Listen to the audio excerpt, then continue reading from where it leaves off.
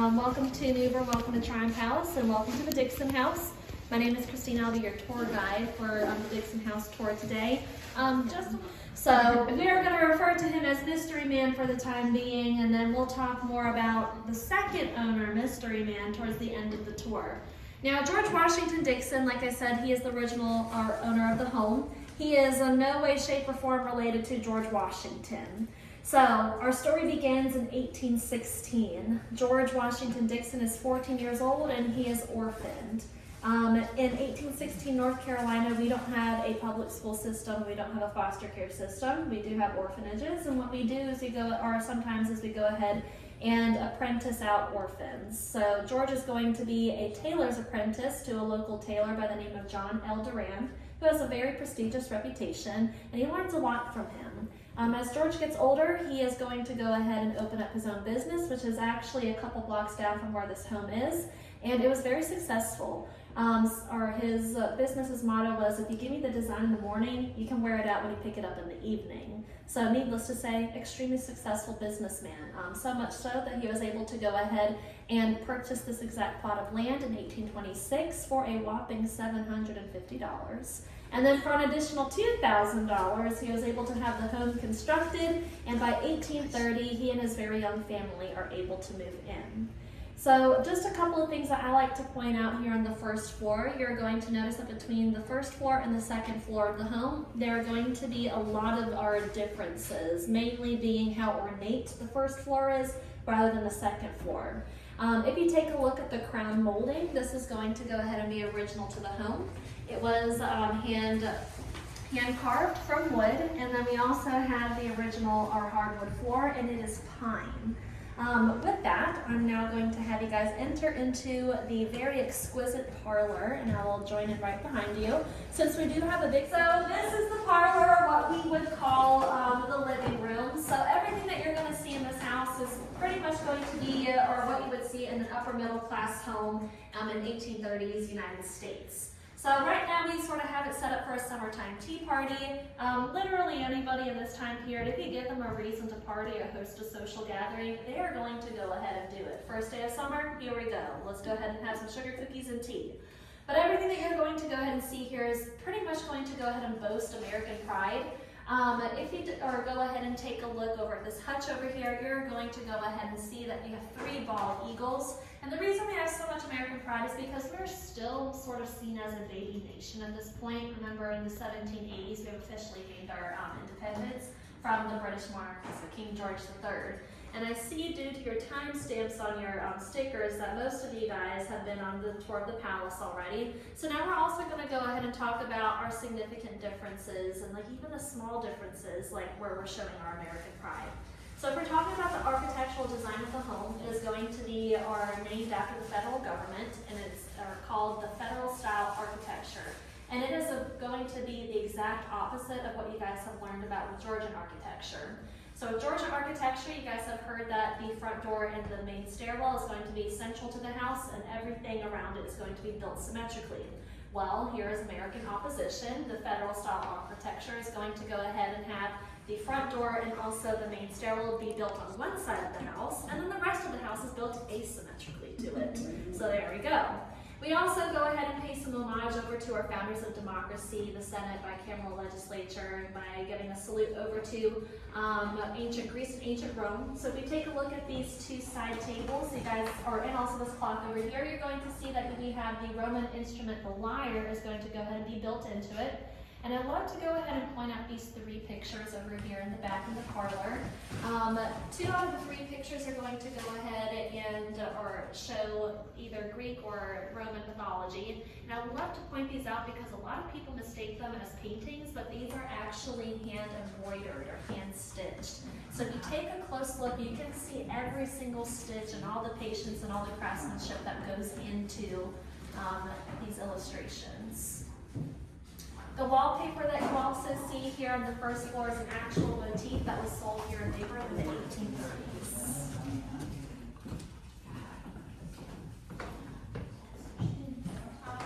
Of a hutch or a kitchen hutch from Edenton, North Carolina. So George Dixon is a very prideful man. He knows that he is pretty much living the American dream. Remember, he was a 14-year-old orphan, and now he is a very successful man in New Bern, North Carolina, well into his 30s at this point. Now, we're going to start going into the more personal details of the family. So the story of the Dixons is truly a tragic one, because if you're expecting that, you're going to be like, oh, this is a great, happy ending. I'm so sorry, it's not. Well, with the Dixons, again, before we go ahead and go with the downfall, we still need to go ahead and climb up with the successes. So, personal success, he has a beautiful, wonderful family. His wife, Antoinette, she gave birth to 3 wonderful children. We had George Jr., Charles, and Hannah. And we also do know that there were more people living in the house than just the Dixons. So we do know that the Dixons did try to go ahead and make things full circle. They brought in between 4 and 8 apprentices or orphans to go ahead and make them tailors' apprentices. But also at the same time, the Dixons were also slave owners. So we do know that they had at least, or between 4 and 8 slaves living in the property. Now the apprentices would have lived on the 3rd floor of the building, which unfortunately our tour does not extend to. Towards the end of the tour, if you guys exit through the back, you guys are going to see that there are 2 buildings in the backyard. One building possibly could have been a kitchen. During this time in the 1800s, it's very common to have the kitchen be a separate building than the actual home. If it catches on fire, the home will not go down with it. And the other building, of course, would be a slave quarters. Now, that brings about maybe 20-30 people living in the house, okay? So this is a man that has really tried and really been successful with building his own empire. Now, there are a couple things that are going to go ahead and be out of his control, but something that is not, or that he is definitely in control is his spending habits. If you take a look at everything here with the furnishing and decorations here within the home, you're going to see that he has very fine, expensive, and exquisite taste. He wants to go ahead and ensure that all of his guests who enter the 1st floor of his home are going to be taken aback and are just in awe of all of his success and what his success has purchased him in his life. So he spent between $5,000 and $7,000 furnishing his home, and that is going to end him up on the delinquent tax list.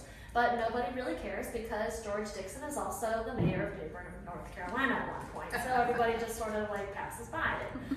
Now, things that are out of his control, he is living in a time where Andrew Jackson is the president. And if you know anything about Andrew Jackson, you know that he is very determined and quite stubborn. In the 1830s, we have our national debt are accruing, and we have our president who wants to go ahead and pay it off, and he does that. So he takes money out of the national banks to go ahead and pay off the national debt, and this sends the country into an economic panic, which is also going to go ahead and affect the Dixons as they have to go ahead and mortgage the home. So we will talk more about the slow downfall of this empire that the Dixons had made for themselves as we enter the 2nd floor of the home. And I'm going to ask you guys to stay. First is going to be the 2nd story of the home, and as you can see, it's going to be a lot more simple up here because guests would never be invited up to the 2nd floor as it's the more intimate part of the home. And you don't really need to impress your families, your servants, or your orphaned apprentices. So I'm going to have you guys go ahead and take a look at one of these 2 merchant ship pictures, paintings.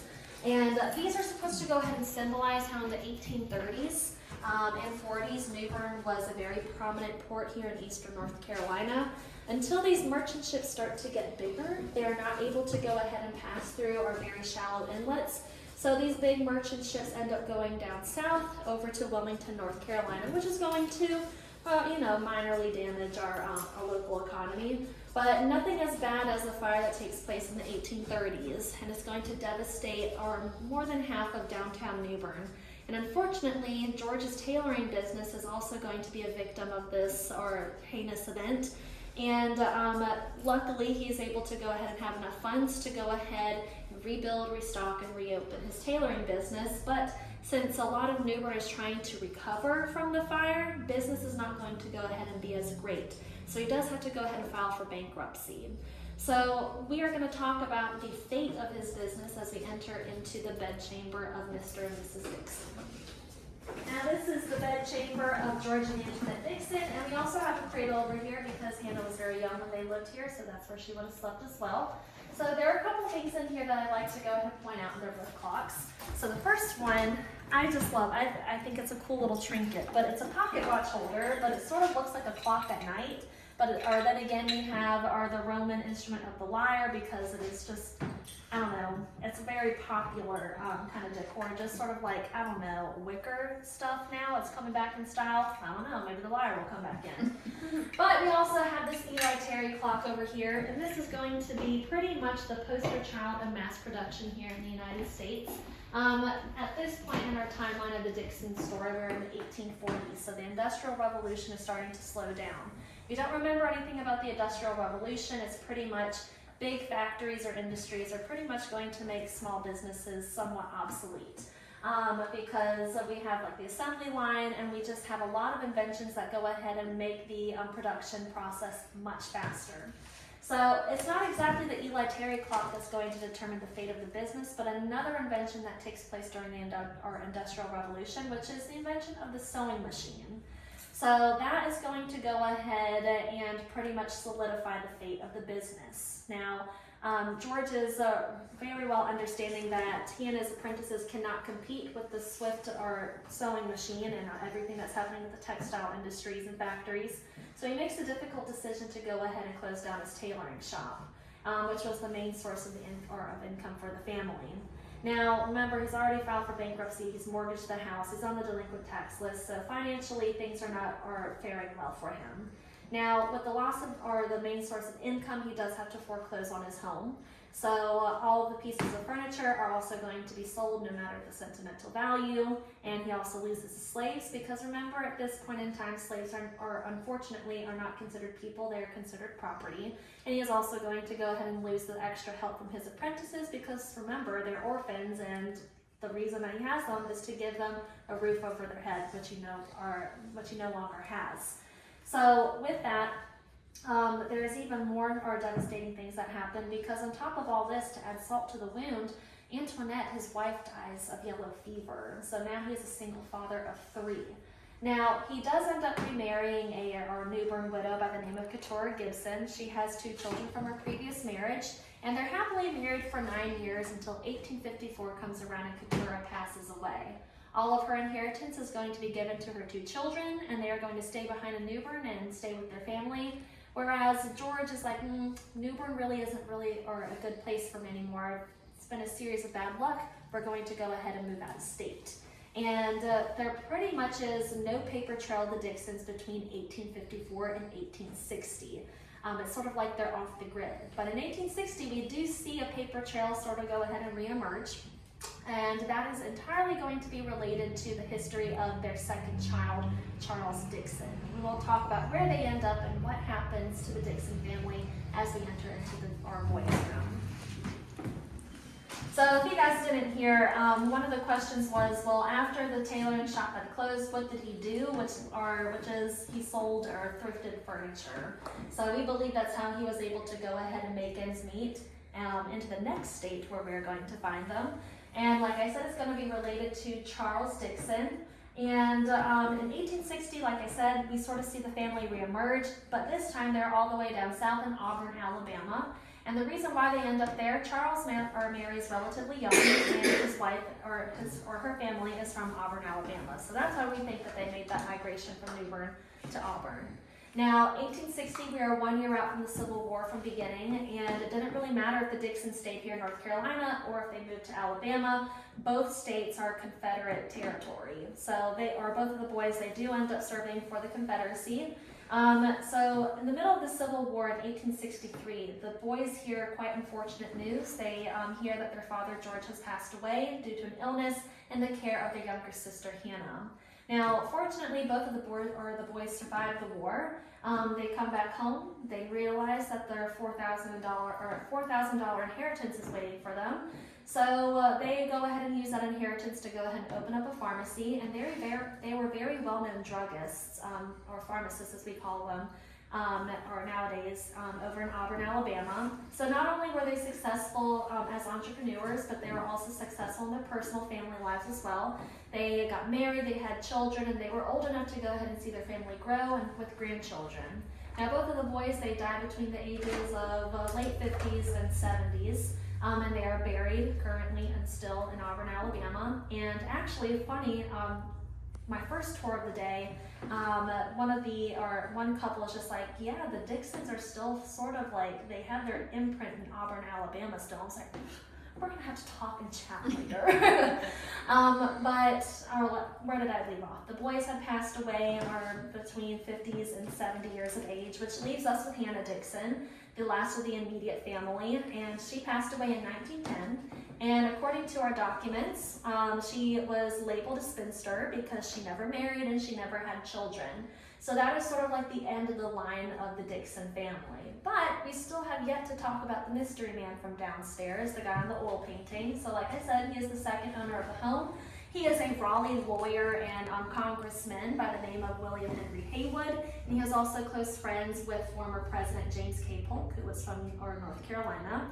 And William Henry Haywood, he was looking for a nice home to vacation in, and then all of a sudden he hears of this house that's on the river and it's being foreclosed on. It's so pretty, and he wants to get his hands on it, so he does. So he is going to go ahead and spend some time here for a couple of years, and then of course the house is going to go back up on the market. People go ahead and live in it. One of those supposed families that lived here is related to George Washington, like the president. And then we know that during the Civil War, the house was vacant. In March 13th or 14th of 1863, the Battle of New Bern takes place, and the Union takes over New Bern, which is quite a significant loss for the Confederacy. We do know that the Dixon house was actually used as a Union infirmary, and one of the soldiers from one of the Vermont infantries, he actually got wounded, and so he was healing here. And he actually sketched a lot of what the Dixon house looked like. So through his sketches that got archived, we were able to go ahead and see how the house actually looked, what it would have been decorated like. And the biggest thing was the mantelpieces, because it was documented that after the Civil War, none of the fireplaces in all 3 stories of the home, none of them had mantelpieces on the fireplaces anymore. So through his sketches, we were able to go ahead and reproduce these pieces, which unfortunate that he got injured, but we're so thankful that at least he was interested or bored enough to go ahead and sketch the home. So we thank him heavily. And then that leads us to, well, who was the last family to live here? So in 1898, there's a newlywed couple that moves in. The bride's family had gifted her the home. So she's like, whoa, new husband and a new house on the same day. This is really good news. So the Stevenson family, they lived in the house from 1898 all the way up to the Tyron Palace restoration project in the 1950s. The Stevensons decided to go ahead and deed the home over to the Tyron Palace. And we are very thankful for them, because who knew that one house could contain so much history, and not just locally, but on the national scale as well. So that is pretty much the conclusion of the tour of the Dixon house. But if you guys have any questions about anything or that you've seen or anything that we've discussed, feel free to go ahead and ask me any questions. But if there are no questions, I will have you guys go ahead and exit, and we'll go out through the back door. If you guys haven't seen the